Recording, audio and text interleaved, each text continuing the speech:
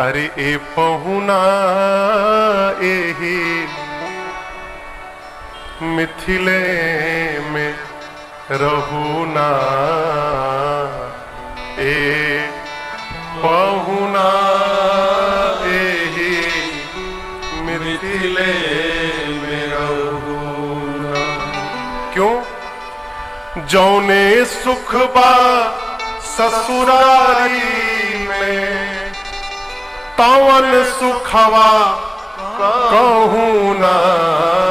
यही से ए पहुना एही मिथिले में रहुना।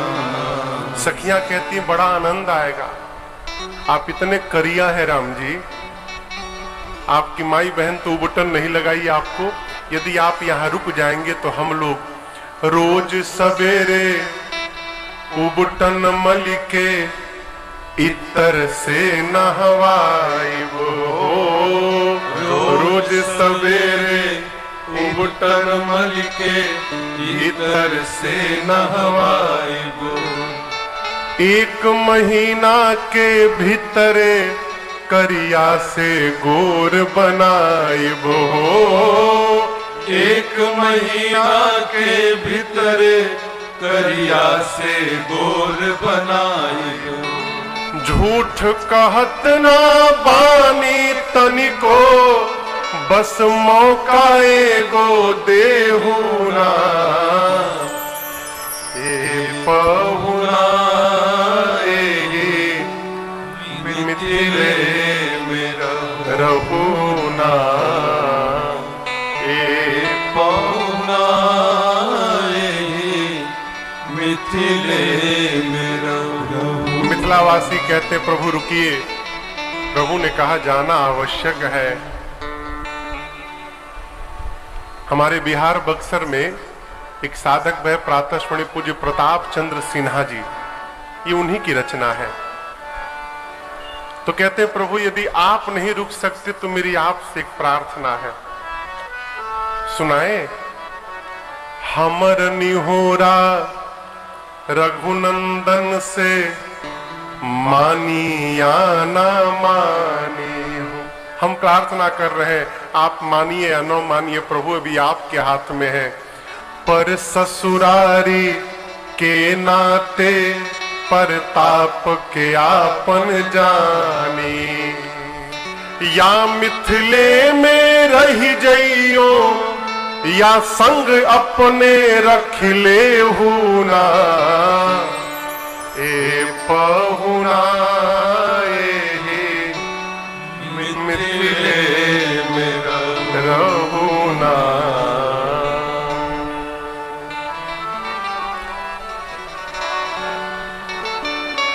यहीं से अयोध्या कांड की कथा प्रारंभ होती है। जीवन में जिस व्यक्ति को कर्तव्य का बोध रहता है वो एक स्थान पे बंध के नहीं रह सकता। जिसको अपने कर्तव्य का बोध रहता है वो एक स्थान पे बंध के नहीं रह सकता। संत महापुरुष विद्वज्जन सबका एक ही मत है कि अयोध्या कांड मनुष्य के जीवन की युवा अवस्था का नाम है। जवानी। और देखिए जिसको जो बनना है, अटकना है, भटकना है, सब जवानी में ही होना है। क्यों?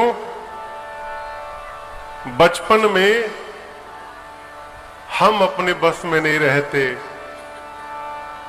बुढ़ापे में शरीर हमारे बस में नहीं रहता। ले दे के बचा ये जवानी। जिसकी जवानी सुधर गई माई बाप, उसका पूरा का पूरा जीवन सुधर जाएगा। और जवानी सुधरेगी कैसे? तो जैसे जिसको जीवन में कर्तव्य का बोध होगा उसी की जवानी, उसी का जीवन सुधरने वाला है। कर्तव्य का बोध यानी क्या करना है, क्या करना है। एक तो ये विचार करना है, ऊपर दूसरी बात कैसे करना है। ठीक, क्या करना है और कैसे करना है। क्या करना है? अपना कर्तव्य करना है। कैसे करना है? धर्म सम्मति से करना है। ये मनुष्य का जीवन होना चाहिए। कर्तव्य करना है तो किसी प्रकार करना है, ये जीवन नहीं है।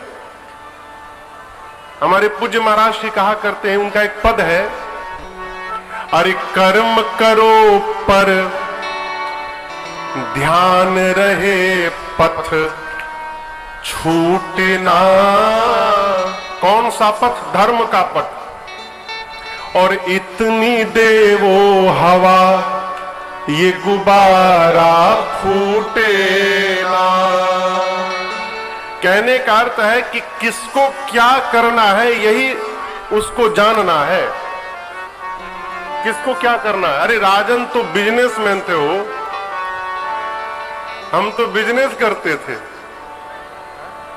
कलकत्ता में फैक्ट्री है हमारी, फैक्ट्री चलाते थे। पूज्य महाराज श्री का एक वाक्य राजन के जीवन की दशा और दिशा दोनों बदल कर रख दिया। महाराज जी ने मेरे से केवल एक बात कहा, तुम्हारा जन्म लोहा के लिए नहीं भया है, तुम्हारा जन्म भगवान की कथा के लिए भया है। इसी एक वाक्य में वही राजन आज आपके सामने बैठा है। क्या करना है ये जानना बहुत आवश्यक है माई बाप। और समझिएगा, मनुष्य में के जीवन में कोई भी काम छोटा नहीं होता।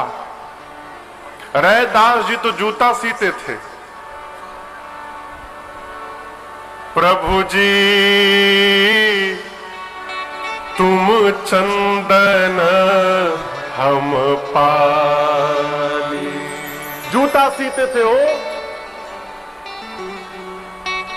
भगवान मिल गए उनको। कर्म कोई छोटा नहीं होता माई बाप, जीव की मानसिकता छोटी होती है। यदि मनुष्य अपने कर्तव्य का पालन धर्म सम्मति से करता रहे तो उसे जीवन में अन्य कुछ भी करने की आवश्यकता नहीं है। इसी बात का संदेश है श्री अयोध्या कांड। कर्म करने के लिए अपने सुख का त्याग करना पड़ेगा। आराम से न जीवन में कुछ मिला है, ना आराम से जीवन में कुछ मिलने वाला है। और याद रखिएगा आगे की बात, आराम से यदि मिल भी गया तो वो आपके जीवन में टिकने वाला नहीं है। जाएगा तो बहुत कुछ लेके चला जाएगा।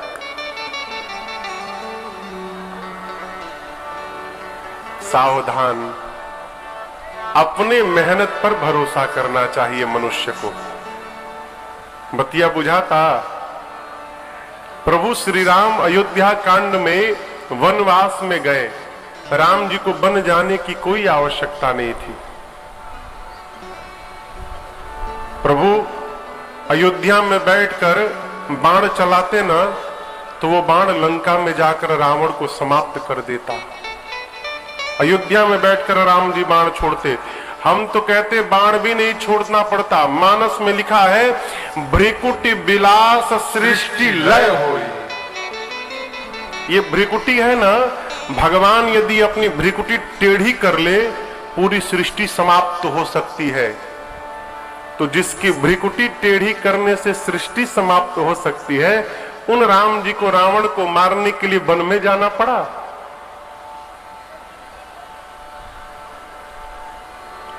भगवान सोचे पिताजी मुझे राजा बनाने वाले हैं और जीवन में जब तक तपस्या नहीं होगी तब तक हम पिता के द्वारा अर्जित संपत्ति का संरक्षण करने वाले नहीं है। इसलिए राम जी वन में स्वयं रचना बना के तप करने चले गए। दूसरी बात, राम जी राजा बनने से पहले अपनी प्रजा से मिलना चाहते थे। इसलिए भगवान अयोध्या से बाहर निकले और पूरी भारत की यात्रा पैदल किए। भीतर जहां तक कोई नहीं पहुंचता था उनके दरवाजे पहुंचे। निचले पायदान तक राम जी गए और जाकर लोगों की समस्या को सुने, उनकी समस्या जाने। क्यों? राजा बनकर इनकी समस्या को समाप्त करूंगा तब जाकर राम राज्य की स्थापना हो पाएगी। ये कारण है। अयोध्या कांड हमको शिक्षा देती है कि मनुष्य को जीवन में तपस्याशील होना चाहिए, तपस्वी होना चाहिए।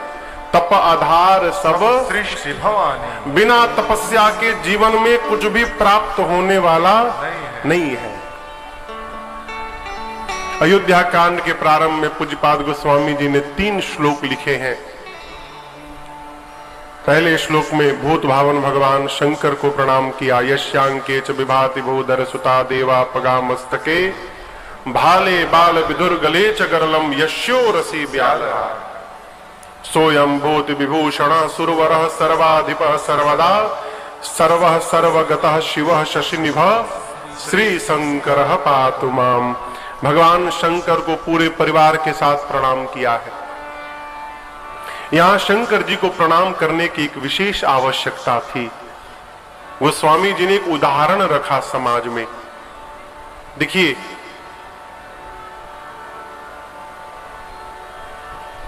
राम जी की पूजा होती है तो लक्ष्मण जी की पूजा होती है,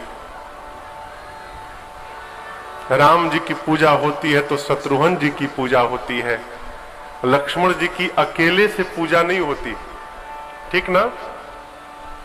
ऐसा कोई आपको भगवान नहीं मिलेगा जिसके पूरे परिवार की पूजा हो रही हो। छोड़ मेरे बाबा को, इकलौता परिवार पूरे ब्रह्मांड में है जहां घर के एक एक सदस्य की पूजा होती है। किसी भी मांगलिक कार्य में सबसे पहले गणपति भगवान की पूजा होती है ना, अलग से। श्रावण महीना प्रारंभ हो रहा है, 1 महीना बाबा की पूजा। अभी गुप्त नवरात्रि भी चल रहा था, ठीक? नवरात्रि में 9 दिन मैया की पूजा। दक्षिण भारत में चले जाइए, मुरुगन स्वामी के नाम से कार्तिकेय जी की पूजा होती है ना। और तो और छोड़िए, नाग पंचमी के दिन सपुओं की पूजा होता है? गंगा दशहरा के दिन गंगा जी की पूजा। माताएं व्रत करती रहती हैं, मध्य मध्य में चंद्रमा की पूजा, बाबा के साथ नंदी महाराज की पूजा है, मैया के साथ सिंह की पूजा। आप दृष्टि डालिए, इस परिवार में जितने लोग हैं सबकी अलग अलग पूजा होती है। कारण जानते हैं क्या है? क्या कारण है? भगवान शंकर अपने व्यवहार को करने के साथ साथ पूरे परिवार को लेकर और राम जी के भजन में लगे रहते हैं, और भजन का प्रभाव है कि पूरा परिवार वंदनीय हो गया, पूरा परिवार। ये प्रसंग कहता है, यदि हम भी अपने व्यवहार को करते हुए और अपने परिवार के साथ शाम को बैठकर 5 मिनट 10 मिनट श्री राम जय राम जय जय राम, श्री राम जय राम जय जय राम, श्री राम जय राम जय जय राम, श्री राम जय राम जय जय राम। कौशल्या के प्यारे राम, कौशल्या के प्यारे राम, कौशल्या के प्यारे राम, कौशल्या के प्यारे राम। दशरथ राज दुलारे राम, श्री राम जय जय राम, दशरथ राज दुलारे राम, श्री राम जय जय राम, श्री राम जय जय राम, श्री राम जय जय राम, श्री राम जय जय राम। रघुपति राघव राजा राम, रघुपति राघव राजा राम, रघुपति राघव राजा राम, रघुपति राघव राजा राम। पतित पावन सीताराम, श्री राम जय जय राम, पतित पावन सीताराम, श्री राम जय जय राम। श्री राम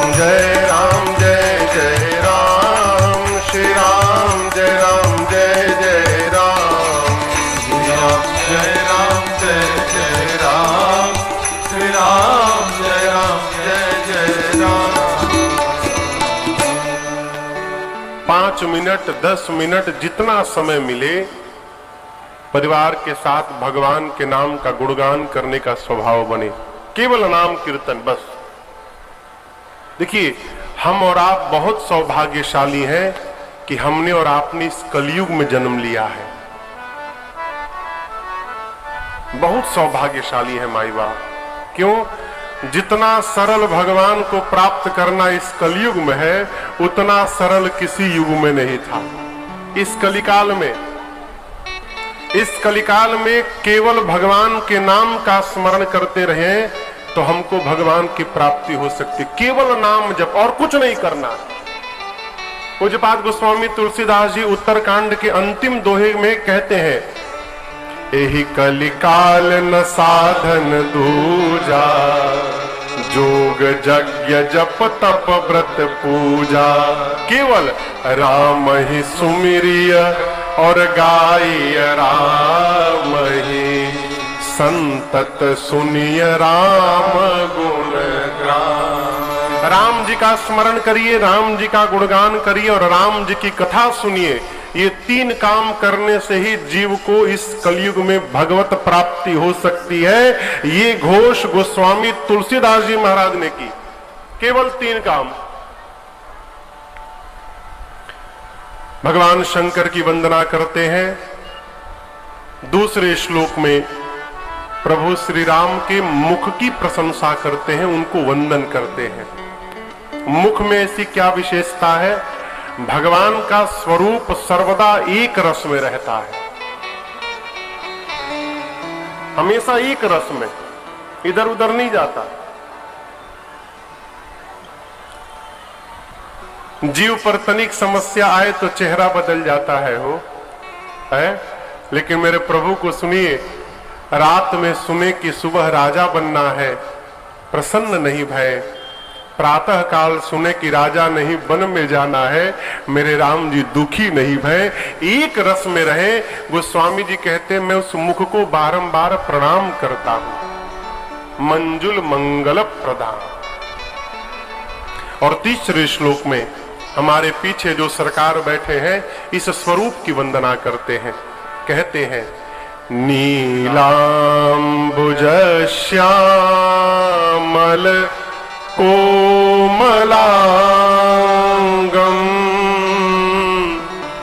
सीता समारो पीतवाम भागम, पाणो महा सायक चारु चापम, नमामि रामं रघुवंशनाथम। नील अंबुज के समान जिनका श्याम वर्ण है, बामांग में जगत जननी मां जानकी जी जिनके शोभायमान है, जिन्होंने हाथ में सारंग धनुष और बाण धारण किया है, और जो भगवान श्री राम सीता जी के साथ रघुवंश के सिंहासन पर शोभायमान है, उन प्रभु श्री राम को मैं बारंबार प्रणाम करता हूं। ये तीसरा श्लोक। 3 श्लोक के बाद गोस्वामी तुलसीदास जी महाराज अयोध्या कांड का पहला दोहा लिखे, और ये आप सबको याद है। ये दोहा क्या कहते हैं बाबा?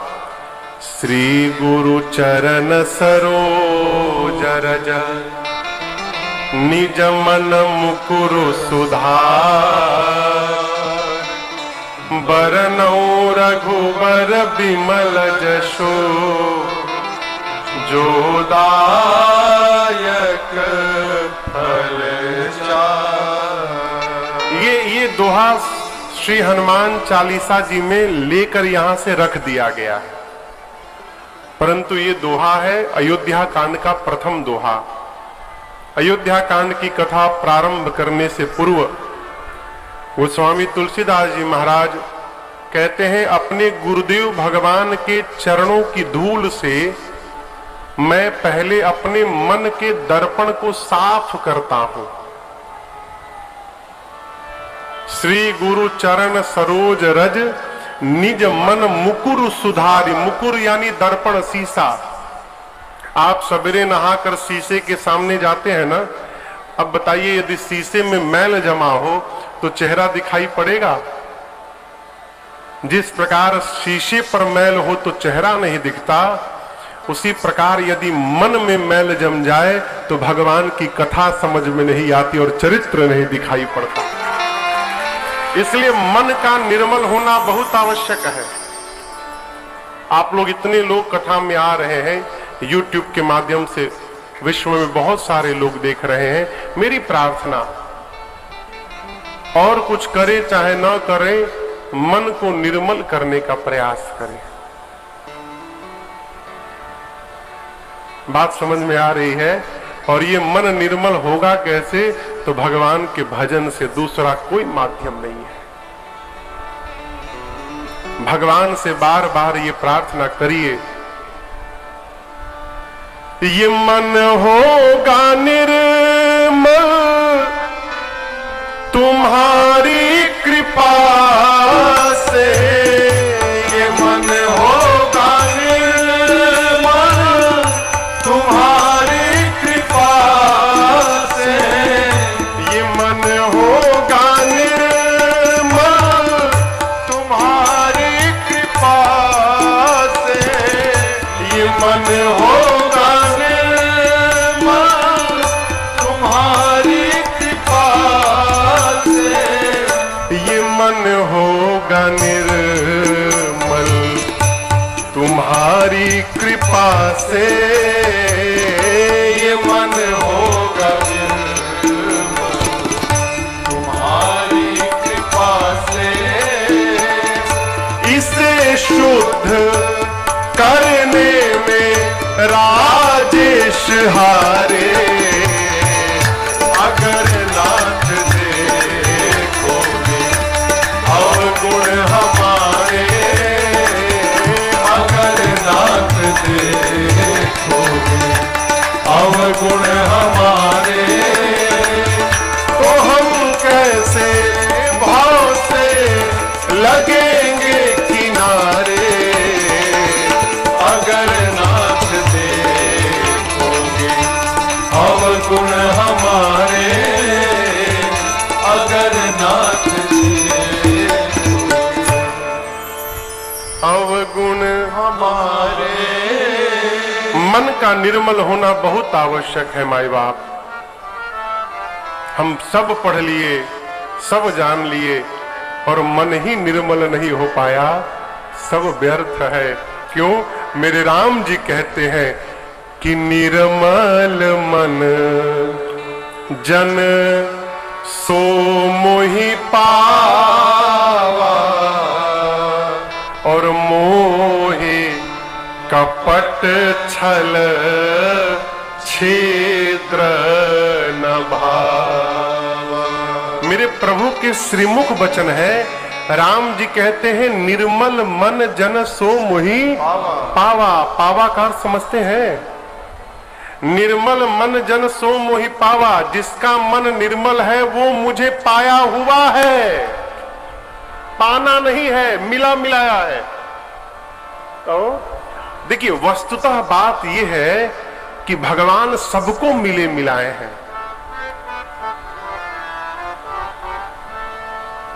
भगवान सबको मिले मिलाए हैं। दिखाई क्यों नहीं पड़ते हो? मन में निर्मल नहीं है तो दिखाई कहां से पड़ेंगे? मन निर्मल नहीं है इसलिए भगवान नहीं दिखाई पड़ते, और जिसका मन निर्मल हो गया उसको भगवान अपने पास तुरंत दिखाई पड़ जाते हैं। इसलिए मेरी प्रार्थना, मन को निर्मल करिए, सदगुरु की शरण में जाइए, भगवान की शरण में जाइए, और देखिए ये मन बिना कृपा के निर्मल होने वाला नहीं है। ये कोनो डिटर्जेंट नहीं बना है कि ला के रगड़ के धो ले मन साफ हो जाए। कोई साबुन सरफ नहीं बना है। जब तक आत्मनिवेदन नहीं होगा, शरणागति नहीं होगी सदगुरु की, अनंत भगवंत की, तब तक हमारा मन निर्मल होने वाला नहीं है। स्वामी राजसानंद जी कहते हैं, प्रभु ये मन होगा निर्मल तुम्हारी कृपा से। इस मन को निर्मल करने के लिए, इसे शुद्ध करने में ये राजेश हारे। प्रभु अब मेरे बस की बात नहीं है, कहीं ना कहीं से विकार आ ही जाता है। अब आप प्रभु इसको निर्मल करिए। ये है शरणागति। एक महामंत्र आपको मैं बताऊं, महामंत्र कुछ करना ही नहीं है। हर 5-10 मिनट पर ना एक बार बोलना है बस, प्रभु कृपा बना के रखिएगा नाथ, हम आप ही की शरण में है। बस ये माई बाप महामंत्र है। देखिए, आपसे 2 दिन पहले मैंने निवेदन किया, याद कर बनी रहे भगवान की। हम याद कब करते हैं? जब तक जीवन में विपत्ति नहीं आती, उसके पहले भगवान की याद नहीं आती। एक दिन हमारे पूज्य महाराज श्री के साथ में एकांत में बैठा था, तो महाराज ने एक बड़ी अद्भुत बात बताई। बोले, बेटा भगवान से बार बार यही कहना कि प्रभु मेरे जीवन की सभी इच्छाओं को कभी पूर्ण मत करिएगा। क्यों? जीवन में कोई ना कोई कमी होना बहुत आवश्यक है माई बाप। कमी रहेगी तभी हमको भगवान की याद आती रहेगी, नहीं तो भगवान याद आने वाले नहीं है। कमी बनी रहे कोई। और याद रखिएगा, जिस मनुष्य की सभी इच्छाएं पूर्ण हो जाए, क्षमा चाहता हूं, उस व्यक्ति को रावण बनने में विलंब नहीं लगता है। सभी इच्छाएं पूर्ण होने लगे, फिर तो सोचता है कि हम ही सर्वस्व है। जीवन में कोई ना कोई कमी रहे जिससे हमको भगवान की याद आती है। भगवत याद, भगवान की याद, ये सबसे बड़ी भक्ति है। भगवान की शरण में रहा जाए, भगवान की कृपा होगी। बार बार कहिए, प्रभु हम आपके हैं, हम आपकी शरण में है नाथ। हर 10 मिनट पर, 15 मिनट पर इसको रटते रहिए, रटते रहिए। एक बड़े अच्छे साधक में प्रातः स्मरणीय पूज्य पथिक जी महाराज, उनका एक पद मुझे बहुत प्रिय है। स्वामी जी गाते थे, प्रभु हम भी शरणागत है, स्वीकार करो तो जाने। प्रभु हम भी शरणागत है, स्वीकार करो तो जाने। अब हमें पतित से पावन, अब हमें पतित से पावन, सरकार करो तो जाने। अब हमें पतित से पावन, सरकार करो तो जाने।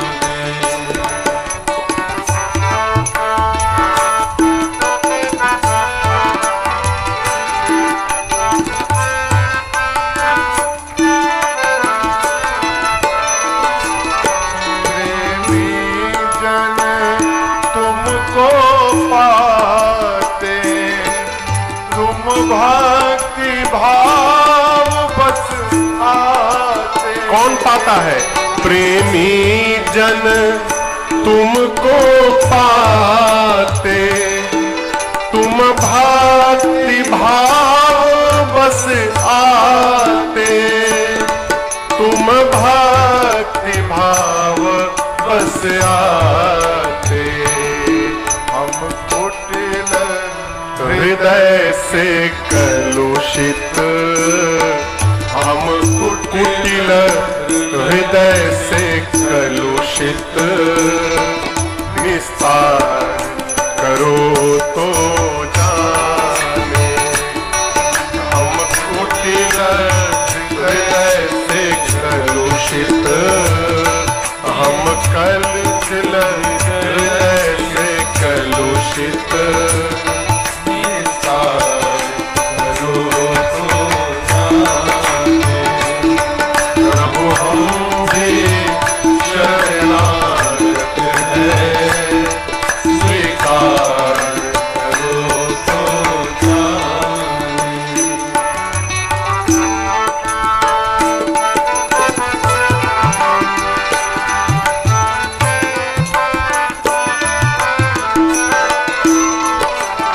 जीवन नैया जर्जर है, क्षण क्षण विनाश का डर है।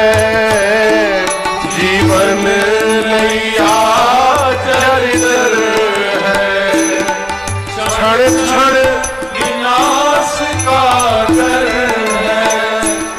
क्षण क्षण विनाश का डर है।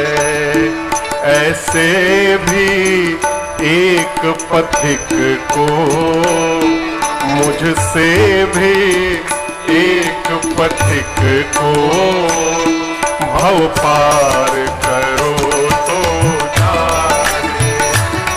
ऐसे भी एक पथिक को भव पार करो तो जाने।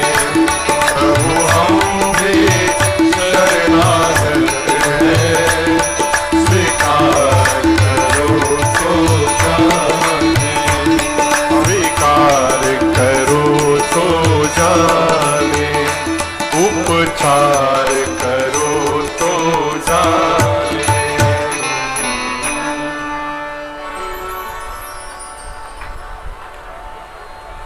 अब हमें पतित से पावन सरकार करो तो जाने। तबला खोल के रखिए, तबला बंद नहीं करेंगे आप।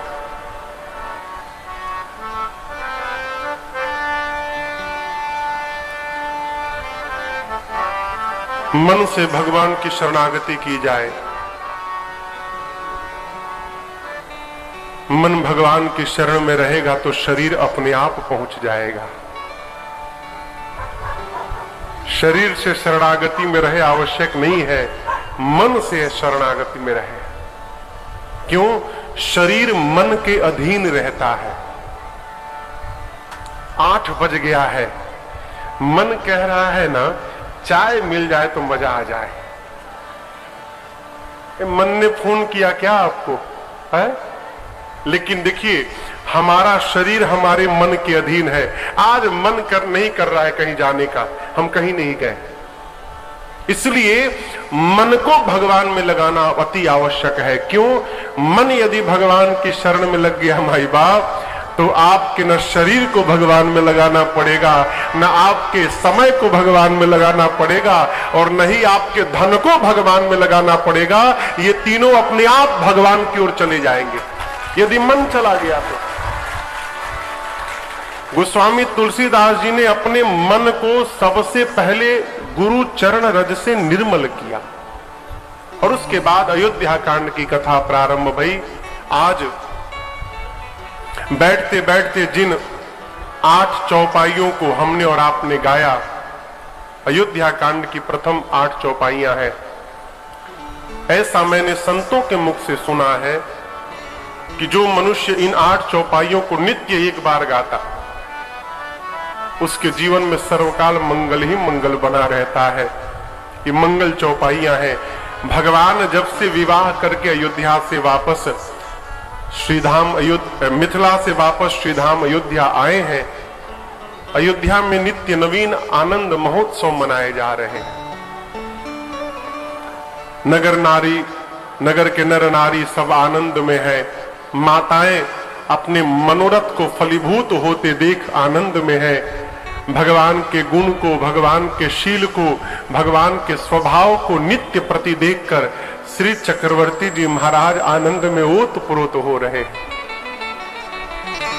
अयोध्यावासी नित्य भगवान शंकर से प्रार्थना करते हैं, प्रभु राम जी का विवाह तो हो गया, यदि महाराज अपने जीते जी राम जी को युवराज बना देते ना तो हमारा जीवन धन्य हो जाता। एक बार राम जी को सिंहासन पर बैठे देख लेते ना प्रभु, हमारा जीवन ये धन्य हो जाता। आप ऐसा कुछ करिए कि महाराज अपने जीते जी राम जी को युवराज बना दे। प्रजा के मन के भाव श्री चक्रवर्ती जी के मस्तिष्क मन तक पहुंची। एक दिन महाराज दशरथ सभा में बैठे थे, अपनी राज दरबार में बैठे थे, तो महाराज को ऐसा लगा कि उनके सिर पे जो मुकुट है वो टेढ़ा हो गया है। तो उस मुकुट को सम करने के लिए, सीधा करने के लिए महाराज ने सेवकों से दर्पण मंगाया और दर्पण लेकर महाराज ने जैसे मुकुट सम किया, तब तक कान के पास वाले केश पर दृष्टि चली गई। क्या देखा महाराज ने? श्रवण समीप भयशित केशा, मनहु जरठ पन अब अस उपदेशा। महाराज ने देखा कि उनके कान के निकट के केश श्वेत रंग के हो गए हैं। और मैं आपसे निवेदन करूं, हमारा शरीर समय समय पर हमको संकेत प्रदान करता है, लेकिन हम ही नहीं सुनना चाहते हैं। दांत गिरने लगे ना तो ये संकेत है। अब शरीर कहता है कि तनिक अब हल्का भोजन करने का स्वभाव डालो, क्योंकि तुम्हारे शरीर के भीतर के अंग अब उस लायक नहीं रहे कि कड़े भोजन को पचा पाए, इसलिए मधुर भोजन पाने का स्वभाव बनाओ। लेकिन जीव कहां मानता है, टूटो हम नया लगाएंगे। कितनी बार टूटोगे? अरे दांत नया लगा लोगे, भीतर का हथियार कैसे नया लाओगे? है? भोजन करते समय यदि डकार आए तो ये संकेत है, पेट कह रहा है कि अब हमको छोड़ दो, मैं भर गया हूं, अब मत भीतर भेजो। लेकिन मनुष्य क्या कहता है? लेयर बना है, जगह हो गया है खाली, गैस बाहर निकला, उतना जगह तैयार, खाओ। ये क्या है? कान से सुनाई कम देने लगे तो ये संकेत है दूसरों की बहुत सुन लिए, अब अपनी सुनने का समय आ गया है। अपने जीवन पर ध्यान दो और अपनी मनन चिंतन में लग जाओ, ये संकेत है। आंख से दिखाई कम पड़ जाए, संकेत है जगत को बहुत देख लिए, अब हृदय में बैठे जगदीश को देखने का समय आ गया है। अंतर्मुखी हो जाओ। नहीं, आदमी कहां मानने वाला है वो। लेकिन चक्रवर्ती जी महाराज ने ध्यान दिया।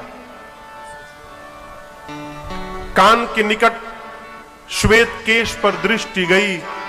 महाराज को लगा कि मानो ये श्वेत केश महाराज पर हंस रहे हो और महाराज से जोड़ जोड़ से बोल रहे हो, महाराज हम लोगों ने तो अपना रंग बदलना प्रारंभ कर दिया, आप अपना रंग कब बदलेंगे?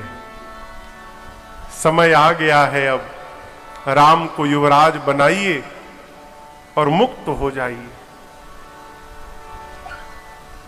देखिए, श्रेष्ठ पिता वही है, श्रेष्ठ पिता अपने जीवन में ही अपने भार को अपनी संतति को देकर और मुक्त हो जाए, अपनी संतान को अपना कार्यभार सौंप कर मुक्त हो जाए। आदमी छोड़ता नहीं है, कांखी तर दबा के बैठा है चाबी। तो और देखिए, जो दबा कर बैठता है ना, उसके घर वाले बाद में भगवान से प्रार्थना कर, भगवान जल्दी उठाओ इनको।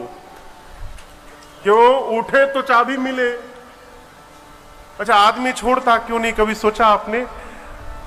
उत्तर सुनिए तो कहते हैं कि अरे कहीं बर्बाद कर दिया तो, आप कल चले जाओगे तो अब परसों बर्बाद करेगा तो। आज यदि आप दे दोगे अपने सामने और आप ऊपर से बैठकर अपनी दृष्टि डाले रहोगे, हो सकता है कहीं दाएं बाएं हो तो आप उसको संभाल सकते हैं। यदि आपके बाद दाएं बाएं होगा तो कौन संभालेगा? कौन संभालेगा? इसलिए यदि पुत्र बड़ा भया योग्यता है, उसको कार्यभार सौंपिए और उसको व्यवस्थित कराकर मुक्त हो जाइए और अपने जीवन की यात्रा को प्रारंभ करिए। किस यात्रा? भगवत भक्ति प्राप्त करने की यात्रा प्रारंभ करिए। चक्रवर्ती जी महाराज के मन में भाव आया, तुरंत गए गुरुदेव भगवान के पास, जाकर श्री चरणों में दंडवत किए हैं और कहे, गुरुदेव मेरे राम तो अब सब प्रकार से लायक हो गए, चौथेपन में हूं, क्या पता कल ये शरीर रहे न रहे। गुरुजी मैं आया हूं, आप ऐसा कोई मुहूर्त बता दीजिए जिस पर मैं राम जी का अभिषेक कर सकूं। गुरुदेव त्रिकालदर्शी है, समझिएगा इस बात को। गुरुदेव भगवान वशिष्ठ जी त्रिकालदर्शी हैं। गुरुदेव भगवान मन में सोचने लगे, महाराज जो मुहूर्त पूछ रहे हैं वो मुहूर्त तो 14 वर्ष बाद दिखाई दे रही है। मैं महाराज से कहूं कैसे कि महाराज अभी मुहूर्त नहीं है। गुरुदेव भगवान ने सोचा, यदि मेरी बात मानकर महाराज आज ही राम जी का अभिषेक कर दे तो ब्रह्मा जी की लेखनी बदल सकती है, ठीक ना?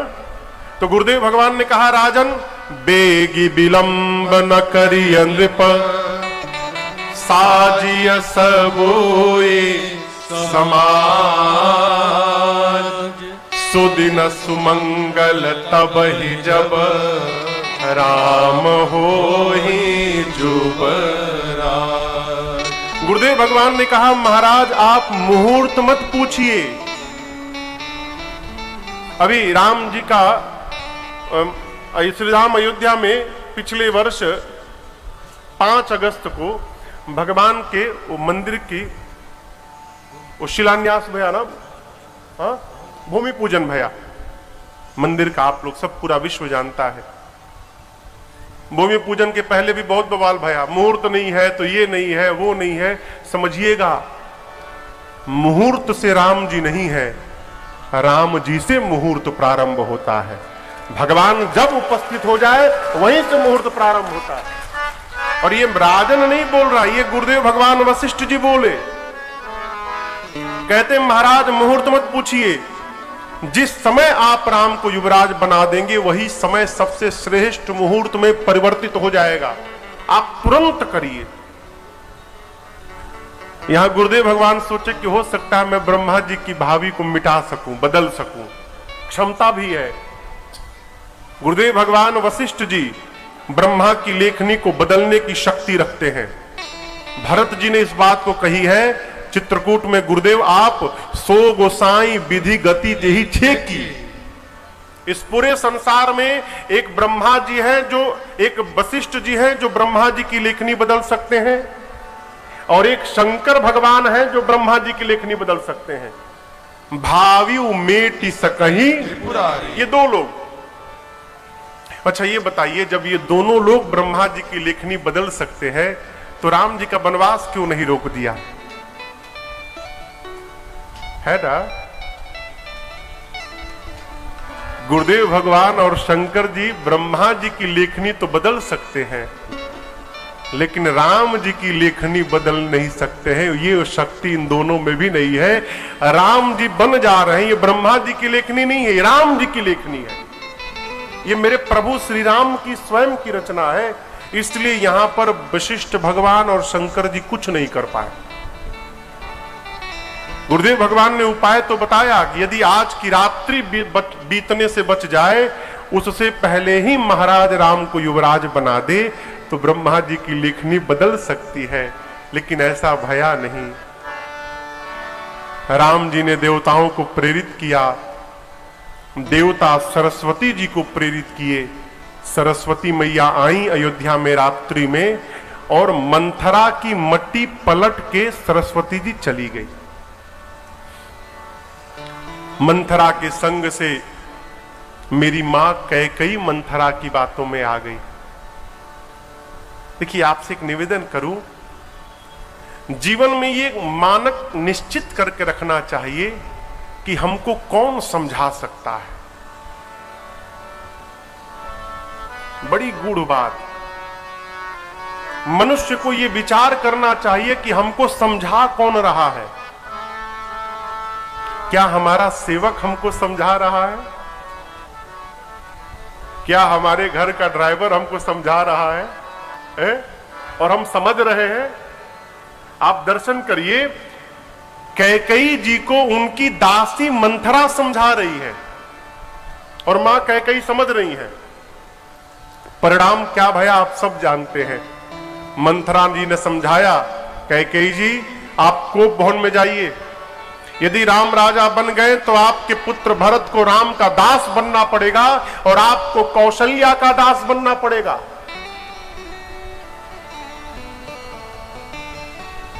सौतों की इतनी कथाएं सुनाई मंथरा ने।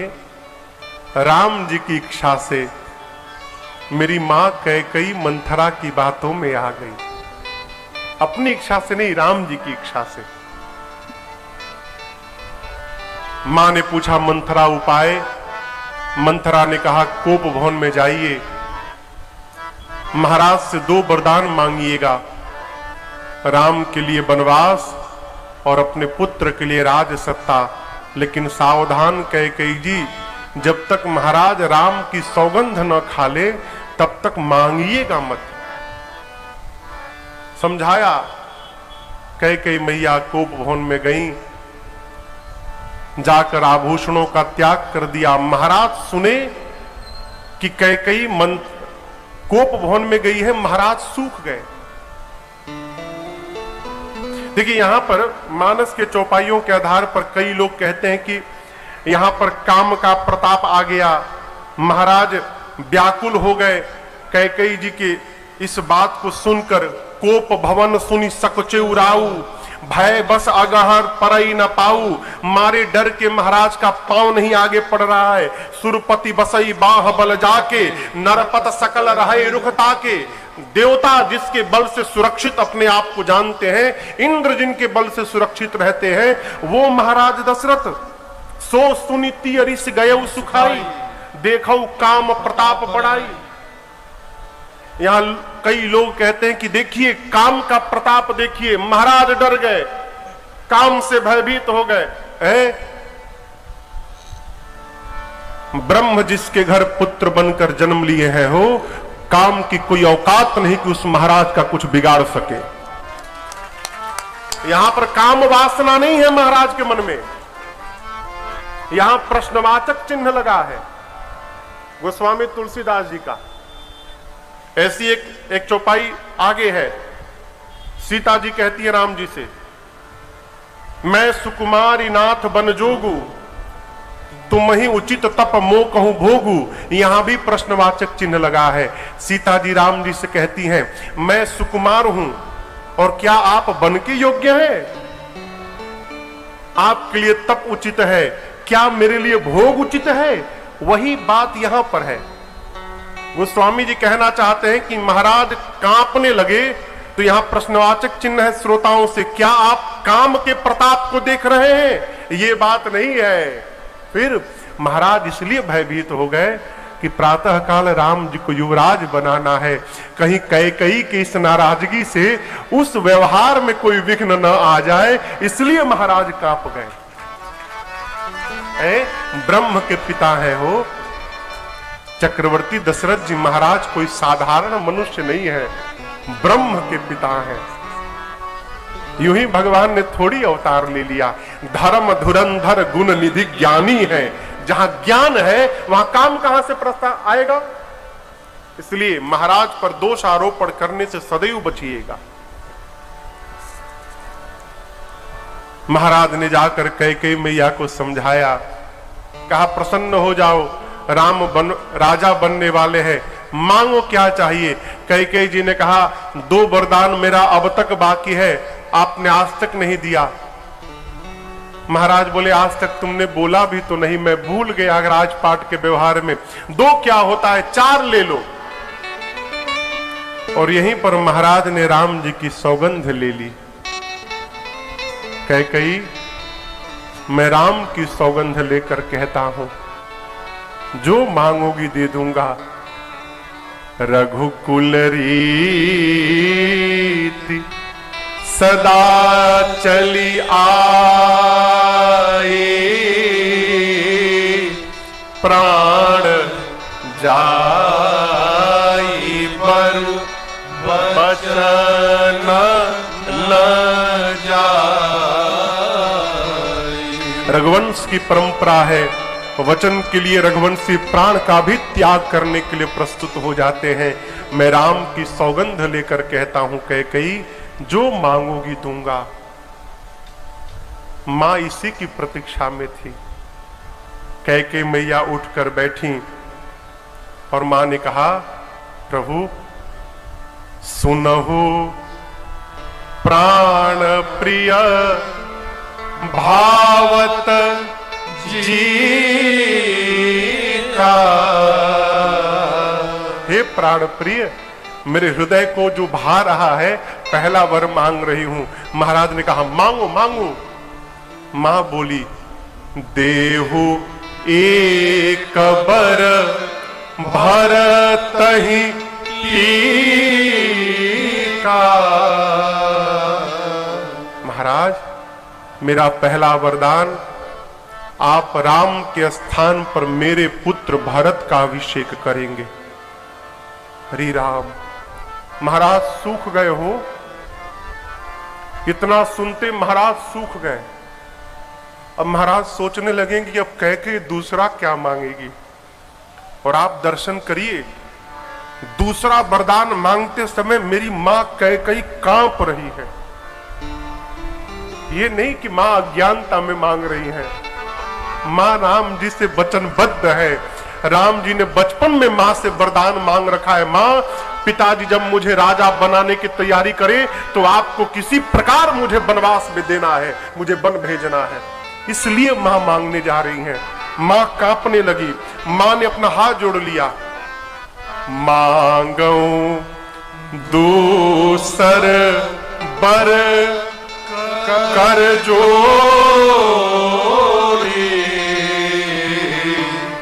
पुरवहु नाथ